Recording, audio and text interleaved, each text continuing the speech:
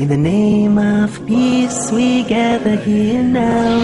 Oh Lord, please make these days of ours on this earth filled with peace. Peaceful, peaceful, Peace TV, the solution for humanity.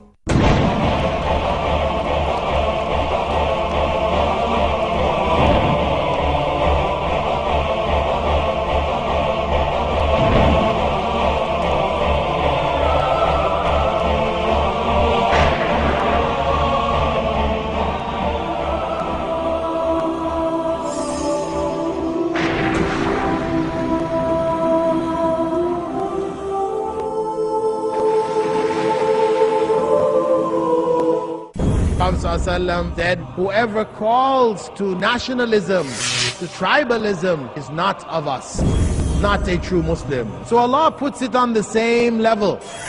There is nothing special about people's colors because it exists everywhere. In fact, it is all from the greatness of Allah's creation.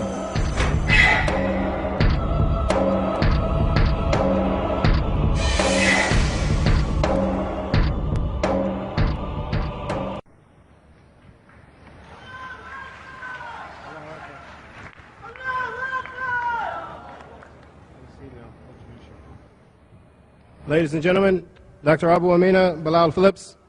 He was born in Jamaica, the West Indies, and grew up in Canada, where he accepted Islam in 1972. He completed a BA from the College of Islamic Disciplines at the Islamic University of Medina in 1979, and an MA in Islamic Theology in 1985 at the University of Riyadh College of Education. In 1994, he completed a PhD in Islamic Theology in the Department of Islamic Studies at the University of Wales.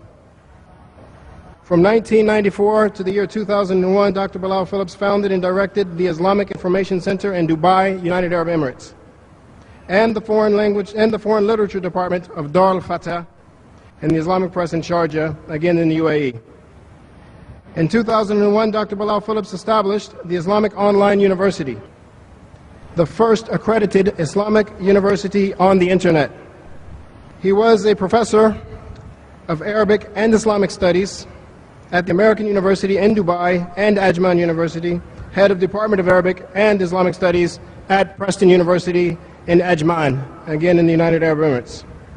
He is a lecturer and director of Dawah and Education at the Qatar Guest Center in Doha, Qatar, and is currently the Dean of Islamic Studies Academy, again in Doha, Qatar. Ladies and gentlemen, I would like to welcome Bilal Phillips and invite him to the podium to begin his speech, Islam and Racism.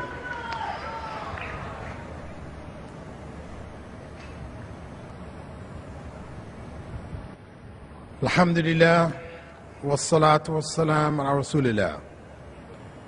All praise is due to Allah. May Allah's peace and blessings be on the last messenger of Allah. This conference, Peace, the Solution of Humanity,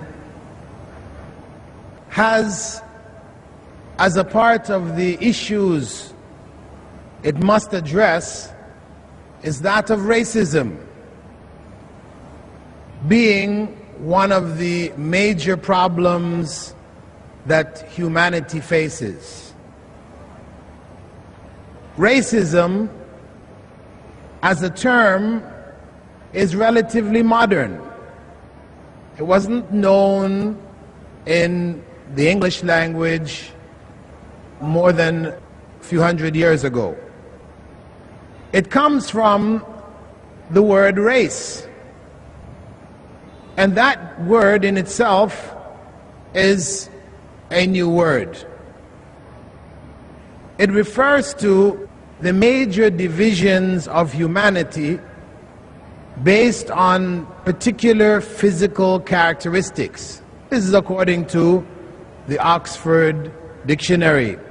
And Oxford goes on to define racism as the belief that each race has certain qualities or abilities, giving rise to the belief that certain races are better than others. If we look into human history, among the ancients, racism was not really existent. You wouldn't find it in the writings, the hieroglyphic writings of ancient Egypt, or in ancient China, or in ancient India.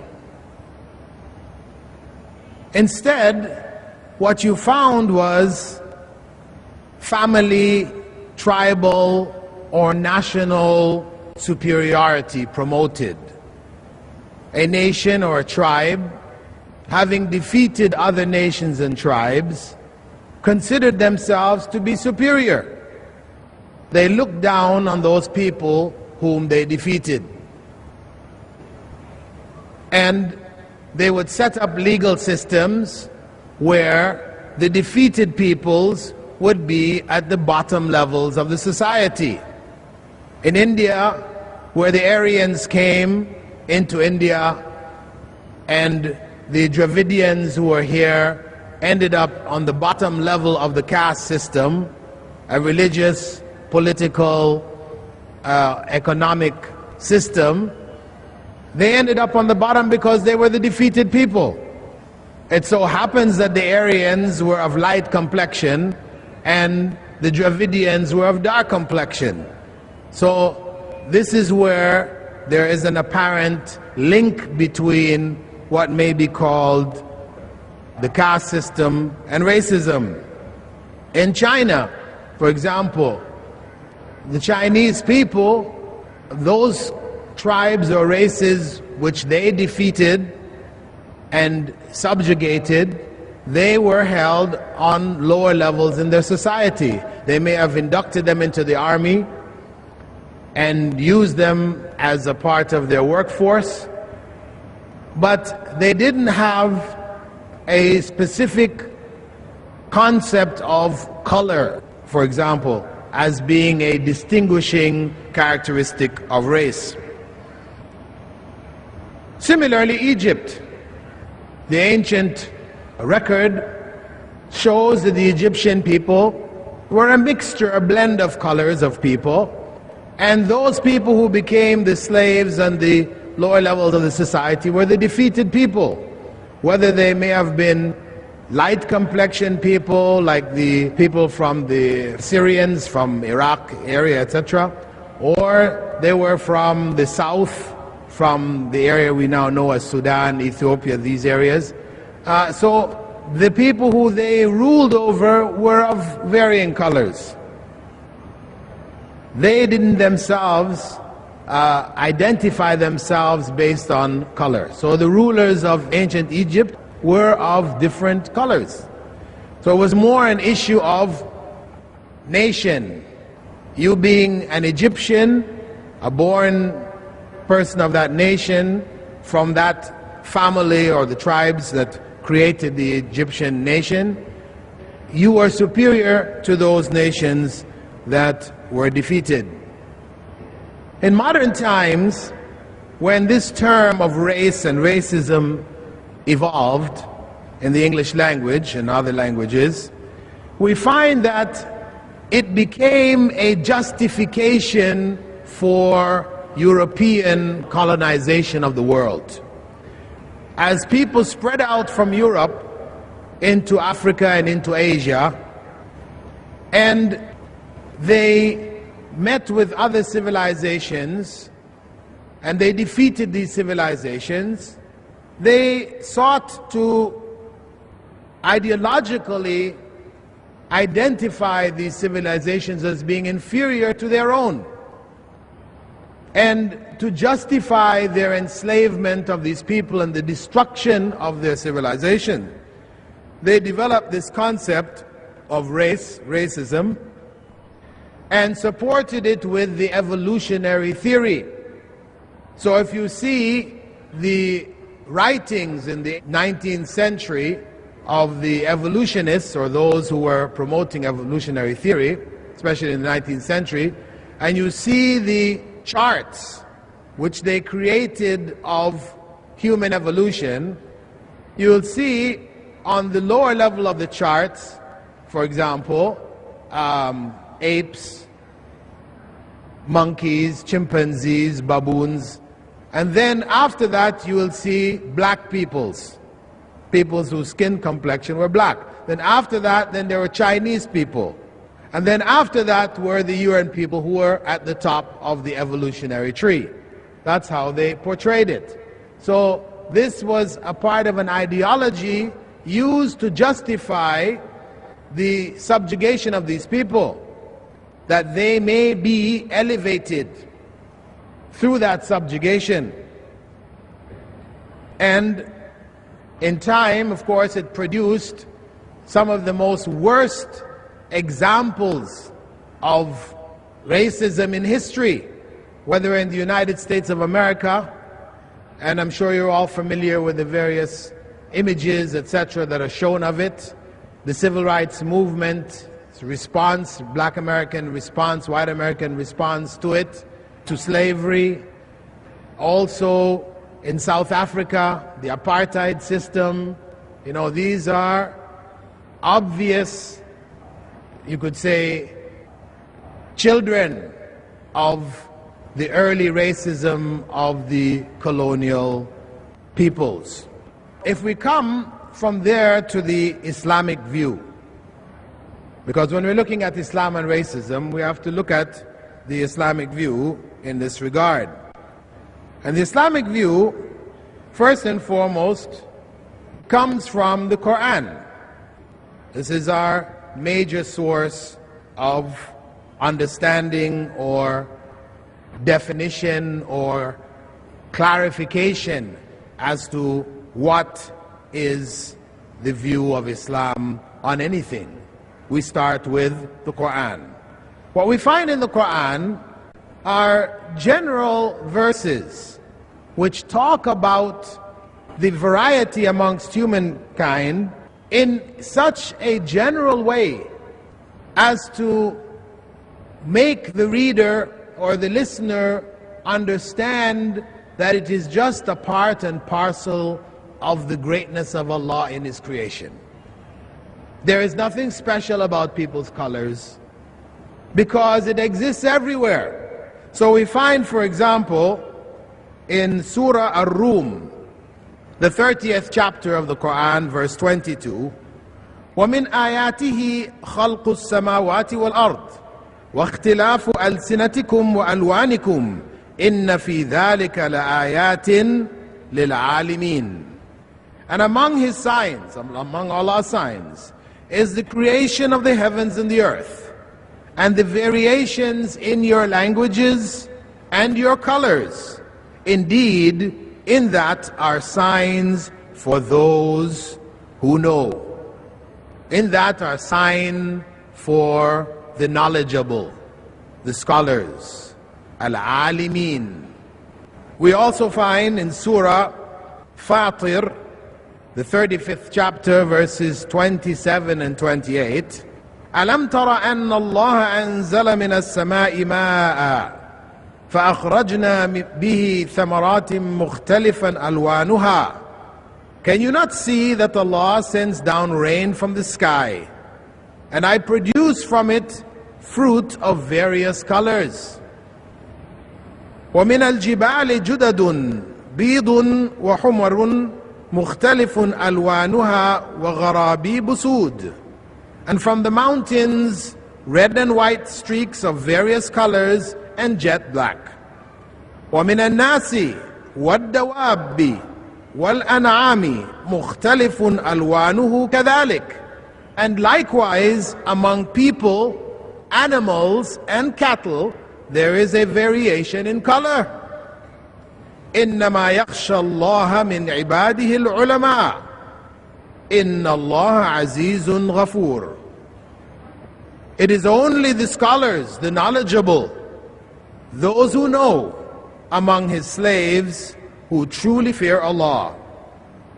Indeed, Allah is almighty and oft forgiving.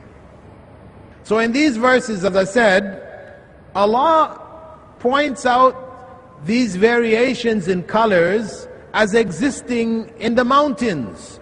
When you look at the colors of the rocks of the mountains, there are various streaks of colors in there, sometimes reddish, sometimes whitish, and sometimes jet black. And In the same time, we also find this kind of variation where among people, among animals, and among cattle.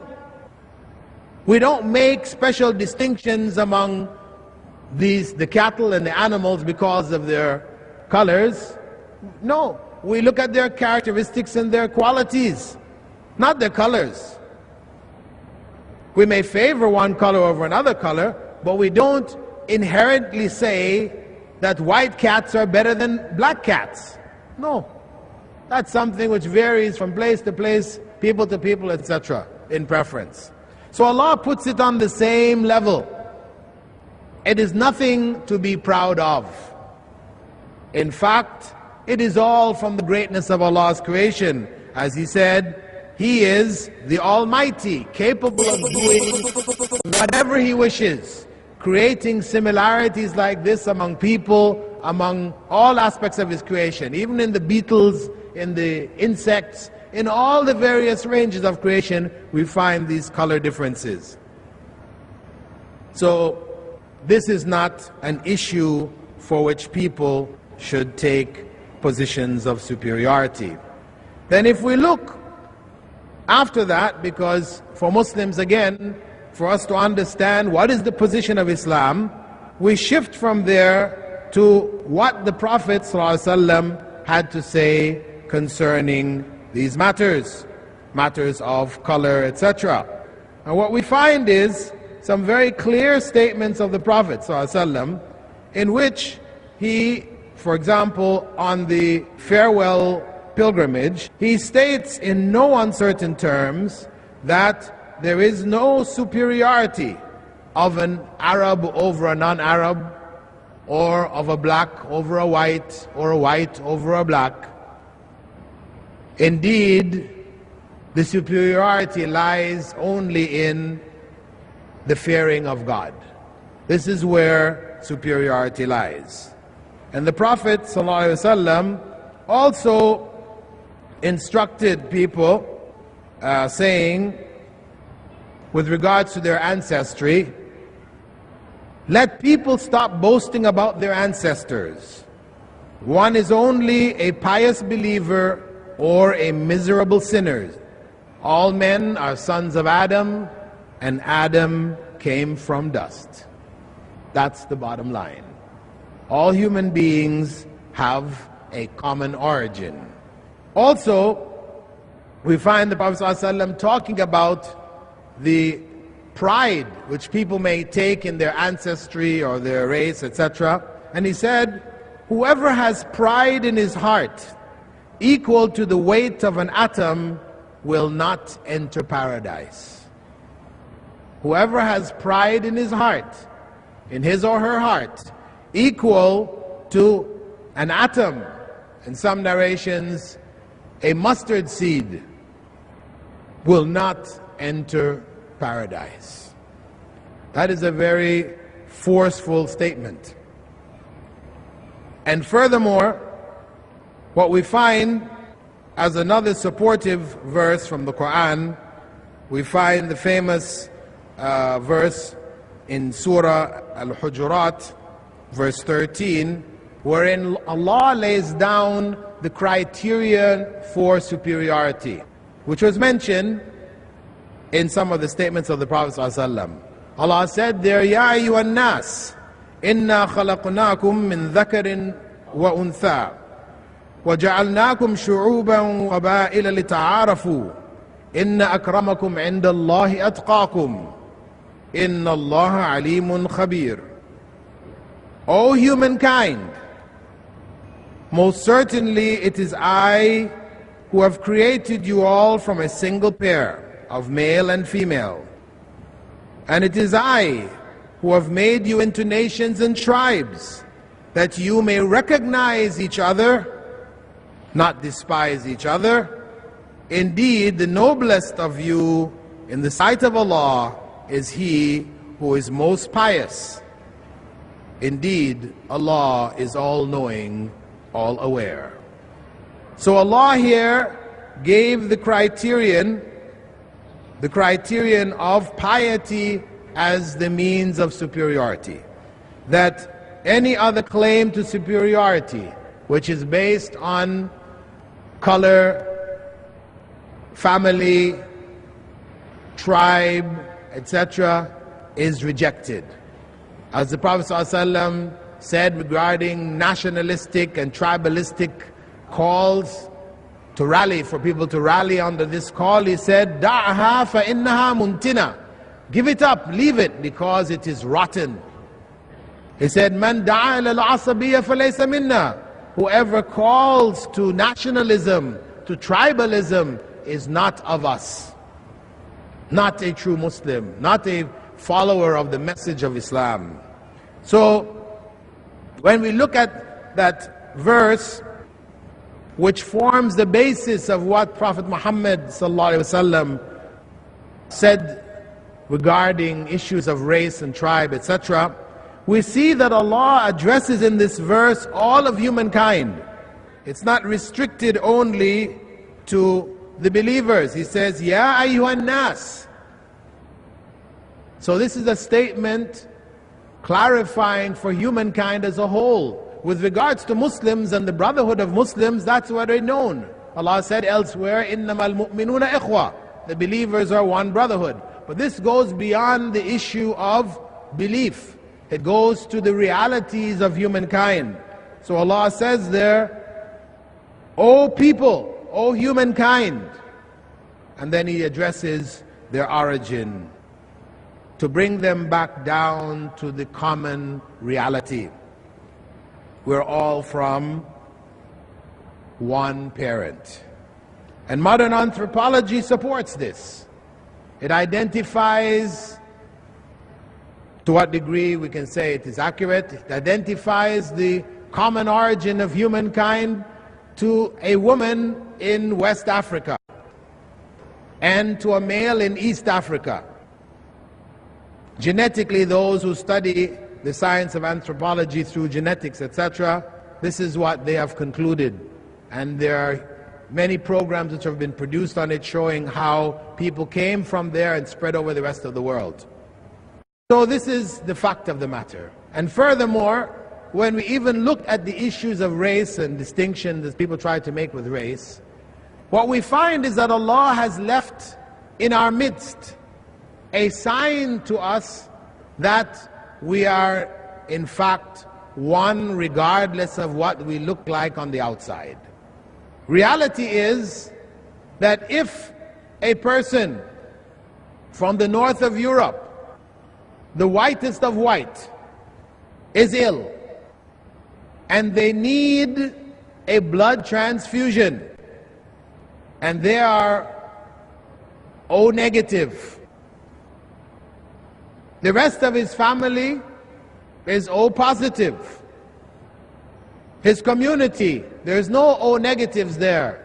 The blood of his own family and his community can't save his life.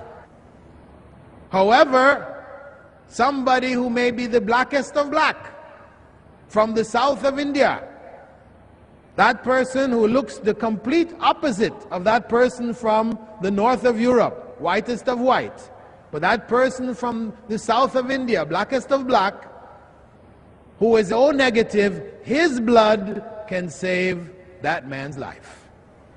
Is this not a sign from God? Is this not an obvious sign for our times? Obviously before this it wasn't known. Before the issues of blood transfusion, this was not the issue. Nobody knew about this sign. Because before that time, this sign wasn't relevant, wasn't important. But for our times, where science is what we use to determine right and wrong, here is the sign Allah has left in our own bodies. As He said, within yourselves the signs are there if you seek it. So Allah has left within us that sign to confirm to us that we are one human race. We are one human race. Islam, in practice, has always taught that. It has always conveyed that message to humankind. Because one may say, okay, the Quran doesn't speak about race and superiority, etc., but what about Muslims in history? from the first generations on down. What we find is, in fact, from among the Prophet's closest companions, people of varying backgrounds. Bilal, after whom my name comes. Bilal was an Abyssinian slave who was tortured, and he became a Muslim whilst he was a slave. Later he was freed. The Prophet elevated him, had him climb on top of the Kaaba and make the call to prayer. And he was known as the caller to prayer of the Prophet. Furthermore, the Prophet, he had a slave who was given to him by his wife by the name of Zayd ibn al-Haritha. And he was dark complexioned, also black. This slave who was with him, lived in the house with him, was treated so well, so fairly, so lovingly and so kindly, that when his father tracked him down, because he had been captured and put into slavery, and his father finally tracked him down and came to the Prophet ﷺ and asked the Prophet ﷺ if he could buy back his freedom, the Prophet ﷺ said, take him. Take him. You don't have to pay for him. Take him. And of course, when the son, Zayd ibn al-Haritha, had found his father, he was overjoyed to have found his father. And they both wept in joy to having met each other again after so many years. So when the father told him, okay son, come with me, let us go now, Muhammad, may God's peace and blessing be upon him, he said, you can go with me. And he was a non-Muslim. Zayd said to him, no, father, I would prefer to stay with the Prophet. Father was aghast. What? You would prefer to remain a slave in this man's household than come with your own father? He said yes. The father said, obviously, he must be treating you like a father. And truly he was. When the father left him, knowing that he was in good hands, Prophet Muhammad, may God's peace and blessing be upon him, freed him.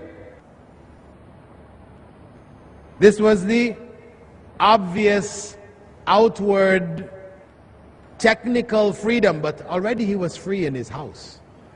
He just hadn't thought about it as an issue. So when it became an issue, he said, you're free. He declared his freedom. Not only did he declare his freedom, he adopted him as his own son. Can we have a better example? Can we have a better example of a complete lack of racism? That was the example of Prophet Muhammad. May God's peace and blessings be upon him. And he made his son, Zayd's son, Usama ibn Zayd, he made him a general over the armies of the Muslims. While he was still a teenager, having under his command the caliphs, Abu Bakr, Omar, Uthman and Ali were under his command. Can we have a better example? This is the example of the Prophet. May God's peace and blessings be upon him. And we find in the generations that came after him the same attitude. After the Prophet died, may God's peace and blessings be upon him, and issues arose in Arabia while Abu Bakr was the first caliph leading the Muslims, and people started to grumble about Usama being the leader of the army because he was young. Actually, they weren't arguing about or grumbling about the fact that he was black. It was about the fact that he was only about 17 years old. He says, young. But Abu Bakr said, I would not change anyone who has been appointed by the Prophet ﷺ. He wouldn't touch it. And during the caliphate of Umar ibn al-Khattab, after him, the second caliph, his own son, Abdullah ibn Umar, questioned him why he was giving a higher salary to Usama ibn Zayd than to his own son, Abdullah. Why? So, Omar answered what? Omar said, radiallahu anhu, my son, I do so because I know well that Allah's Messenger loved Usama's father more than he loved your father. You hear that? Because I know well that Allah's Messenger loved Usama's father, that's Zayd ibn Haritha. He loved him more than he loved me, your father. And he loved Usama more than he loved you.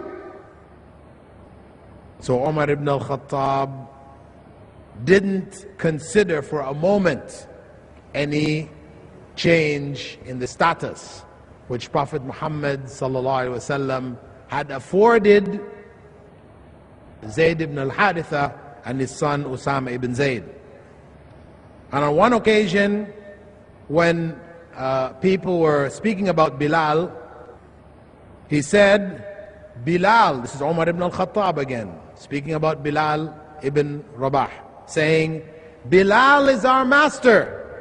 And he was emancipated by our master Abu Bakr. Abu Bakr is the one, first caliph, who freed him. And he referred to him as Bilal is our master. He didn't hesitate to do that. But let me say at the same time that the companions of the Prophet, may God's peace and blessings be upon him, were human beings. And there were a rare few occasions when some of them did express some prejudice in this regard.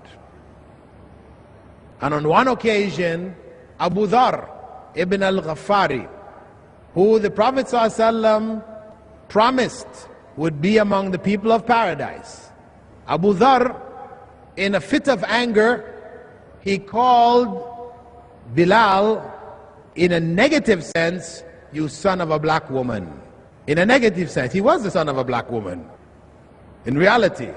But he used the terms in a negative sense. When the Prophet ﷺ heard that, he turned to Abu Dhar and said, Anta rajulun fika al-jahiliyyah. You are a man in whom the beliefs of the time of ignorance remains. There is ignorance in you. And he was very angry. These are the times when the Prophet ﷺ was angry, and it was visible in his face. Anger over injustice. So when Abu Dhar realized that, realized the error, because these things happen, comes out of people's mouths without thinking, he immediately put his head on the ground in front of Bilal and said, I will not lift my head until you walk over it. And in those days, one might say, what's the big deal about walking over somebody's head? This was a symbol of humility. You have been humbled, so much so that your master, those who are over you, walk over your head. Bilal said, no, it's okay. No, it's all right. You know, I know you have made the error and you are repentant. You know, I don't hold you for it. You don't have to do that. Please don't.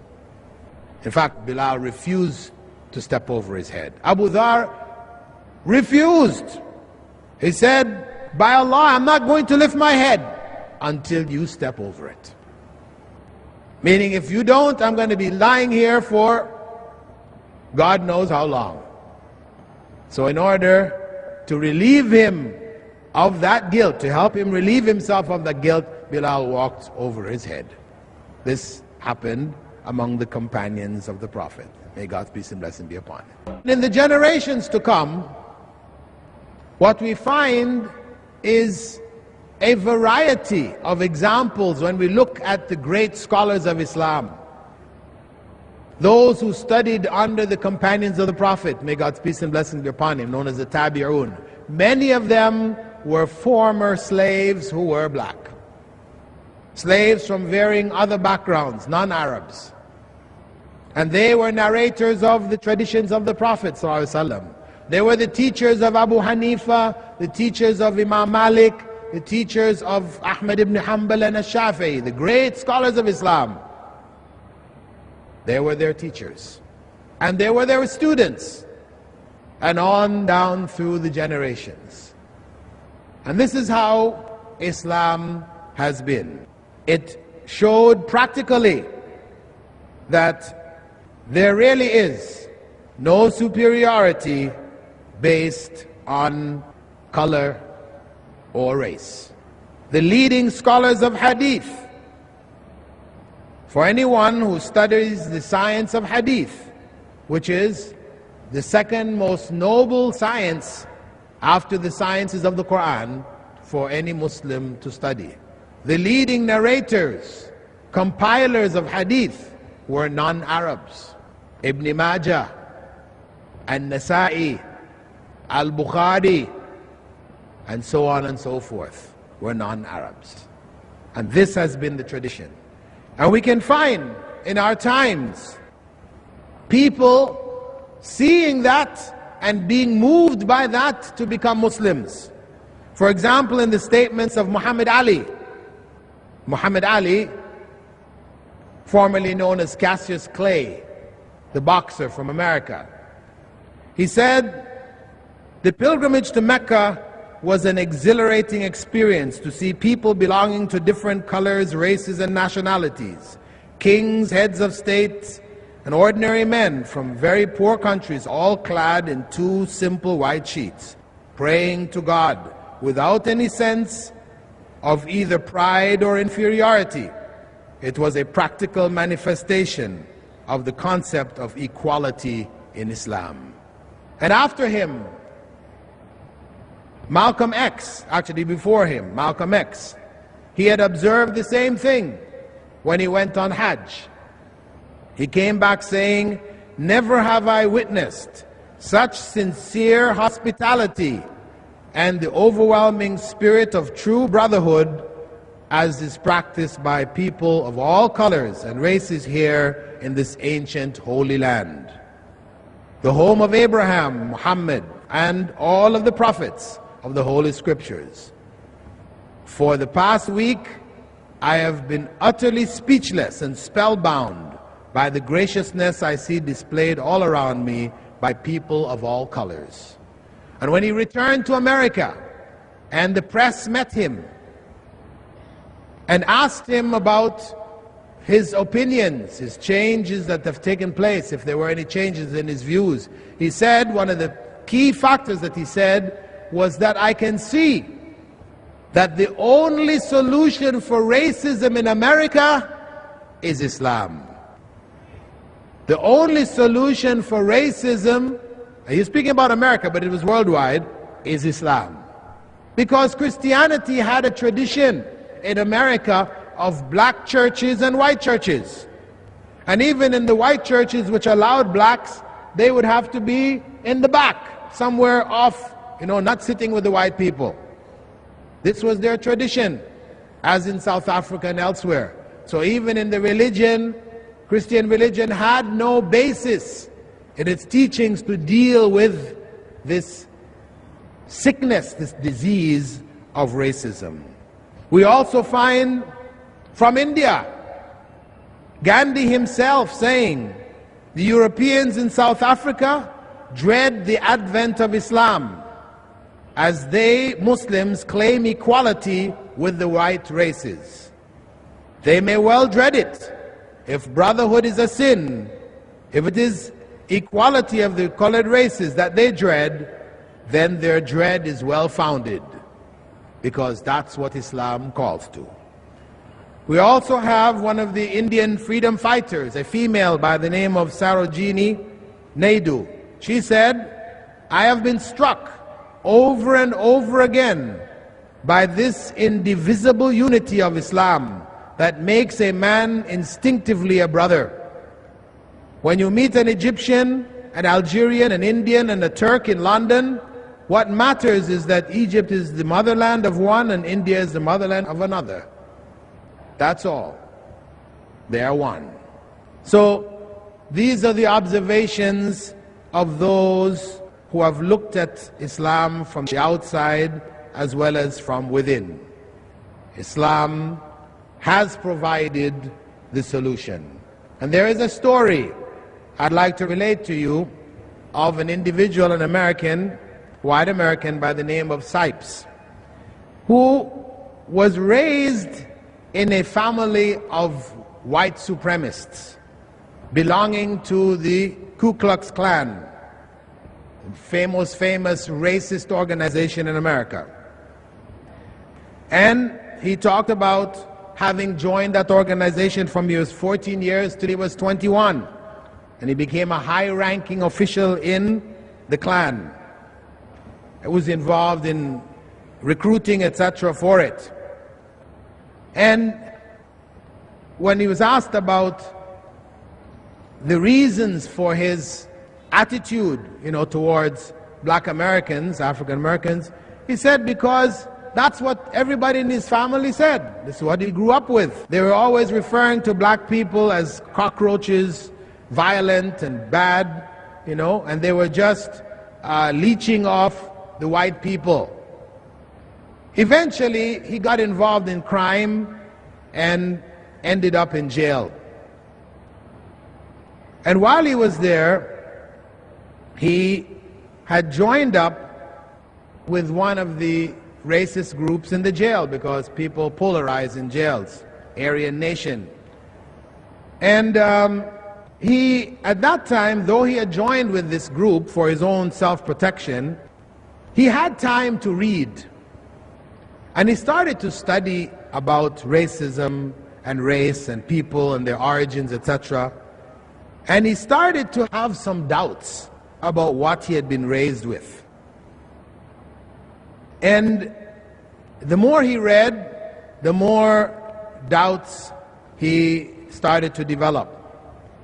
Eventually, he came out of jail and he met some Muslims. He ended up being a roommate of a black who was also a Muslim. And through the behavior, how that person as a Muslim treated him, sharing with him whatever he had, and he just couldn't understand it, why he would be so forthcoming and so sharing, it eventually won him over and he became a Muslim. From a white supremacist belonging to the Ku Klux Klan, being opened by reading. Of course, that's why Allah says in the Quran that these differences in color and tongues, etc., are from the greatness of Allah and have nothing to do with superiority or pride. This is clear to those who have knowledge. To those who have knowledge. A person without knowledge moves on emotion.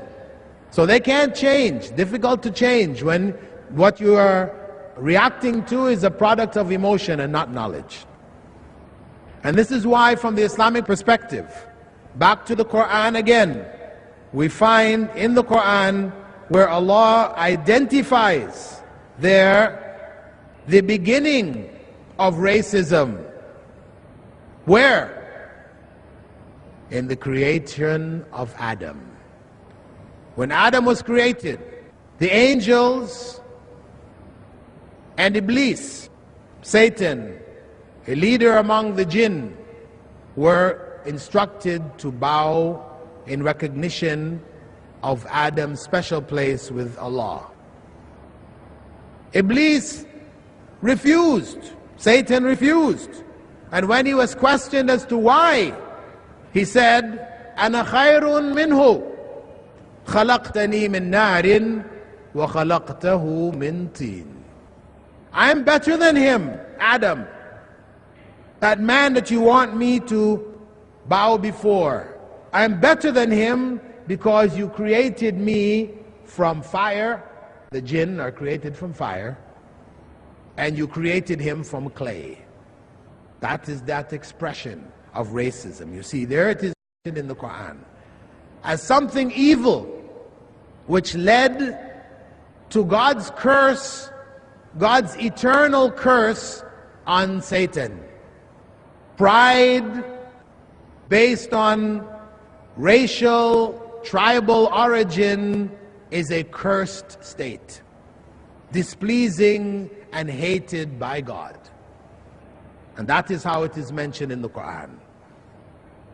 And that is why Islam has this great message to offer to humankind, to help them to achieve peace in this area, to bring them to the realities of humankind and human existence. Human beings are one human race. And there is only one God. And as such, God created for human beings only one message. He did not want confusion amongst people. So he didn't create a variety of messages. He created with the first human being on the earth one religion, one God, one human race, and one religion. And that religion, the religion of Adam, was submission to the will of God, obedience to God's command. And that is what in Arabic is referred to as Islam. Assalamu alaikum wa rahmatullahi wa barakatuh.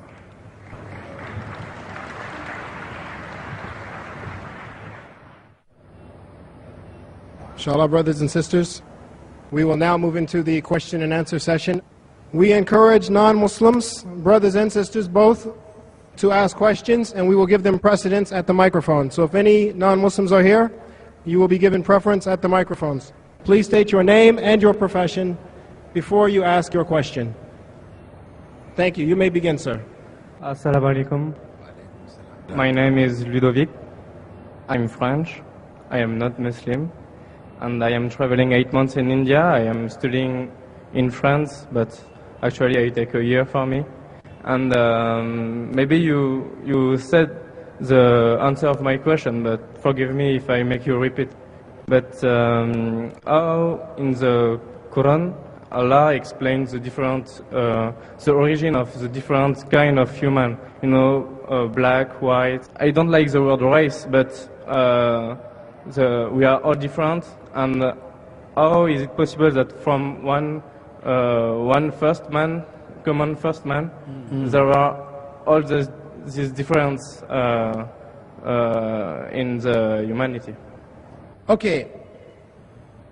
Our friend's question basically is, how is it possible that the variety that we see amongst us here today, in terms of colors, shapes, sizes, colors of eyes and everything, we see all this variety, how can it come from one person? That's a good question. Well, the geneticists, those who specialize in genetics, modern scientists in the science of genetics, they explain it very easily. Every human being has in his or her genes the ability to produce every other human being.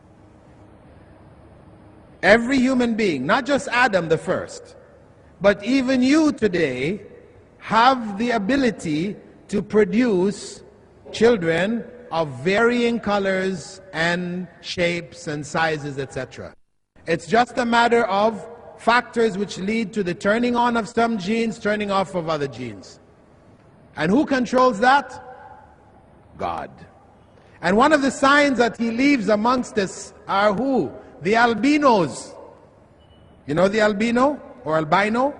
You'll see somebody from Africa, from a tribe. There's one friend of mine, a Sudanese.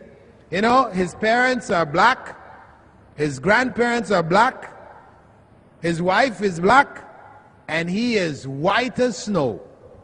So much so his eyelashes are white. You see, this is how? This is genetic. It has to do with the genes. So Adam, when Allah created him, and this is something that the Prophet ﷺ alluded to, when he said that when Adam was being made, and he was made from clay, the angels gathered from all over the earth different amounts of dirt. Some of it white, some of it brown, some of it black. As we have all this variation in the colors of the earth, in the earth itself, that was all brought together in the creation of Adam. Jazakallah. Pleasure. I hope that answered your question. Now I'll go to the microphone in the back. Assalamu alaikum. My name is Nawaz Satwilkar and I am an electronic engineer working at Siemens. My question is, here in India we have a concept of Sayyids. They claim the ancestry to Muhammad sallallahu alaihi wasallam, and they say that Sayyids marry only Sayyids, or the other concept is like the Sayyids never has to be given zakat. So please throw some light on this. Okay, our brother has asked about a concept amongst Muslims, especially in the subcontinent, regarding people who are given the label of Sayyids. Sayyid, with the claim that they are descendants of Prophet Muhammad's family. This is the claim. Of course, any such claim, first and foremost, we say, must be supported by evidence. Please trace your ancestry right back to the Prophet ﷺ for me. And most of these people, in fact, 99.99% of these people cannot do that. They can't trace it back. It's just a claim which was made a few generations back and people accepted it and it was handed down. That's the first point. Really, it is false in most cases. Secondly, the idea that only Sayyids marry Sayyids, that is also false. Even if we accept them as being from the family of the Prophet, descendants of the Prophet's family, the idea that they only marry amongst each other, that is false. Islam doesn't support that at all. That is tribalism. And that's what the Prophet ﷺ said, Man da'a ila al-asabiyya falaysa minna. Whoever calls to tribalism, to only my family, is not of us. So even the practice among some Muslims today in ignorance, where they say you cannot marry outside of our family. As an Indian you can't marry a Pakistani, or even within, from Hyderabad you can't marry people from Tamil Nadu. This is nonsense. This is completely outside of Islam. Islam is innocent from these kinds of beliefs and ideas. Completely false. Prophet Muhammad ﷺ demonstrated that when he married Zayd ibn al-Haritha, a former black slave, to Zainab, his own cousin, who was from top families of Mecca. He did it to demonstrate that those kinds of feelings and attitudes have no place in Islam. Third point, there are people who are from the family of the Prophet, may God's peace and blessings be upon him, among his very uncles, who Allah said are people of hell. Among his own uncles, much closer to him than any of the Sayyids today could possibly be, are people who have been designated as people of hell. So what does that tell us? Being a relative of the Prophet has no value. Before God, it has no value. You can be a disbeliever or a disbeliever. And truly this is what happened. So this practice or this belief is a part of the ignorance of Muslims. As Muslims drift away from the Islamic teachings, then these kind of racialist, tribalist, nationalistic feelings and ideas arise. This has historically been the way. When Islam is strong, the teachings are well known, people know it, then these feelings go down. They're satanic. No, as I gave the example from Iblis, Satan, refusing to bow, and his claim, know that the origin of racism is from Satan. It is a satanic belief. And tribalism is satanic. Human beings are one. I believe we have a question from the sister side. Sister, would you please state your question? And your name, please, and profession. Assalamu alaikum. My name is Mariam Sheikh. I'm student of Al-Mu'minah School. You mentioned in your talk that Zayd radiyallahu anhu's name was changed to Zayd ibn Muhammad after Muhammad sallallahu alaihi wasallam adopted him. Muslims generally say that adoption is not allowed in Islam. Please clarify. Okay, as I mentioned, when Prophet Muhammad, may God's peace and blessing be upon him, freed Zayd and adopted him as his son officially by changing his name to Zayd ibn Muhammad, that remained so until Muslims reached Medina. When the Prophet reached Medina and the legal system of Islam was revealed, then Allah corrected that and said, "Ud'uuhum li'abaihim fahuwa aqsatu inda Allah." Call them by their fathers' names. That is more just in the sight of Allah. So his name was re-corrected and changed back to Zayd ibn al-Haritha, the name of his father. So according to Islamic law, a person's family name cannot be changed, even if he converts to Islam. For example, my name, oftentimes Muslims ask me, your name is Bilal Phillips. Sounds like you have a piece of this and a piece of that. You know? Half and half. If you want to be a Muslim, you should be Bilal Muhammad or something, you know? Why not? Well, the reality is that according to the Sharia, according to Islamic law, it is forbidden for anyone to change the names of their fathers. Because the fathers' names indicates their genealogy. And when a person converts to Islam, he doesn't change his genealogy. His father is still his father. So he's not allowed to change his father's name. His given name, he may change. If the meaning is un-Islamic, if it involves some aspect of idolatry, for example, you know, then that name should be changed. Like my previous given name, what they call Christian name or first name, was Dennis. Dennis comes from the Greek god Dionysius, the god of wine and bacchanal, you know. So that is definitely not an acceptable name. Like Diana, the goddess of love. If you become a Muslim, you have to change Diana. You know, or Apollo, or any of these names of gods, etc. These names have to be changed. You know, or if the name has a bad meaning, also the Prophet ﷺ used to change people's given names, not their family names. Even if the family name has a bad meaning, right, he would not touch it.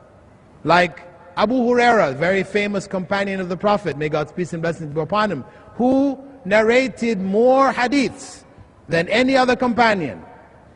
His original name was Sakhr ibn Abd Shams. Sakhr means rock. The son of the sun worshipper. His father's name was sun worshipper or slave of the sun. Now the Prophet ﷺ changed his name, his given name, to Abdul Rahman. And he was given the nickname Abu Huraira, the man who loved the cat. He used to carry a little cat around with him. He liked kittens. But his name was changed, only his first name was changed to Abdul Rahman. From rocky, You have a name like Rocky, and we say, better you change it. Get some name which is, more attractive, something of better meaning, etc. Otherwise, names, family names should not be touched. So, in answer to the question, is there adoption in Islam? Yes. You may adopt somebody, but you can't change their name.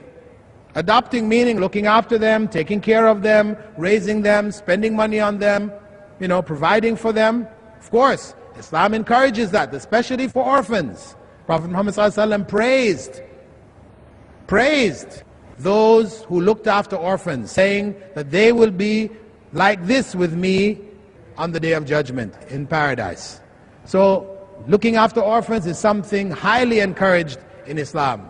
Adopting them is a wonderful thing, but don't change their names. Thank you, Dr. Phillips. Brother, go ahead now. Assalamu alaikum. Wa alaikum salam. My name is Lim Jui Sun from Malaysia. I have a simple question to Brother Bilal Phillips.